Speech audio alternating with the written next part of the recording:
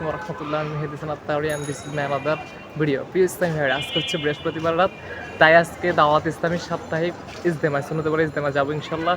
আপনাদের সাথে শেয়ার করব ওইখানে কী হয়, সুন্নতপাড়া কী বয়ান হয়। তো এখন আছে আমি জামিয়ার মাঠে, এটা হচ্ছে জামিয়ার মাঠ, অ্যান্ড জামিয়ার মাঠ থেকে ইনশাল্লাহ আমি আসার নামাজ পড়বো হামজারবাগ, সেখান থেকে আমি যাবো। তো চলুন প্রিয় ইসলামী ভাইরা, আমার সাথে আছে আমাদের সুলেমান ভাই। আমরা ইজতেমা যাবো, সুন্নতপাড়া বয়ান টয়ান এগুলো দেখাবো আপনাদেরকে। উনিও এখান থেকে ভিডিও নিচ্ছে। আসসালামু আলাইকুম শাহেক, কি অবস্থা? কেমন আছেন শাহেক? কিরকম লাগতেছে জামিয়ার মধ্যে এসে?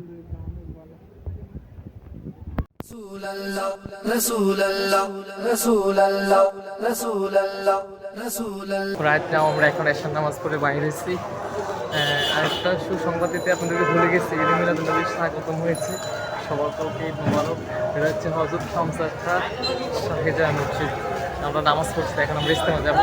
চলো, আমার সাথে আছে সুলেমান আল কাদরি সাহেবে।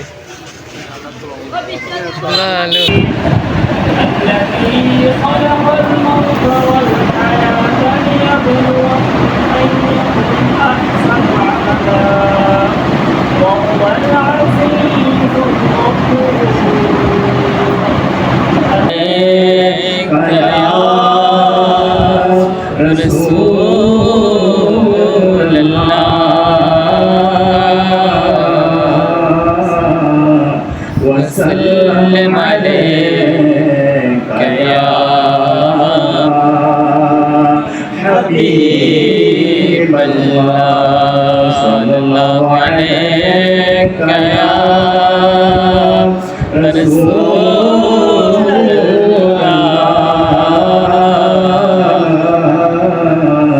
وسلم عليك يا حبيب الله আমিনার দোলা লো, আমিনার দোলা লো, আমিনার দোলা লো, আমিনার দোলা, আমিনার দোলা লো, আমিনার দোলা লো, আমিনার দোলা লো, আমিনার দোলা, আমিনার দোলা লো, আমিনার দোলা লো, আমিনার দোলা লো, আমিনার দোলা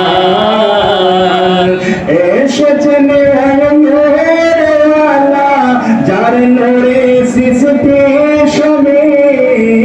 এসেছেন নূরেওয়ালা, যার নূরে সৃষ্টি সবে, যার নূরে আলোকিত হলো অন্ধকারে পৃথিবী। আমিনার দোলা। আমাদের উচিত অধিক হারে প্রিয় নবী, নূরানী নবী সাল্লাল্লাহু আলাইহি ওয়াসাল্লামকে স্মরণ করার মাধ্যমে অতিবাহিত করা। কেনই বা সেই নূরানী নবীর স্মরণ করব না, সেই নূরানী নবীর জিকির করব না, সেই নূরানী নবীর তাজকিরা আলোচনা কেনই বা করব না?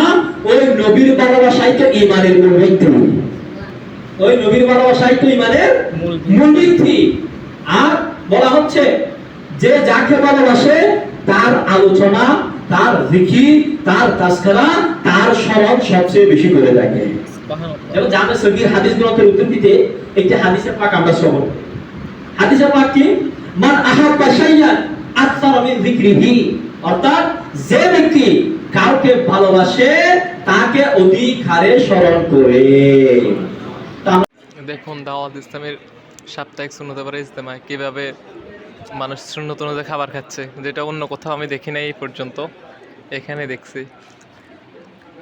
এই আমার প্রিয় মুর্শিদ আমাদেরকে রহমত দিয়েছেন।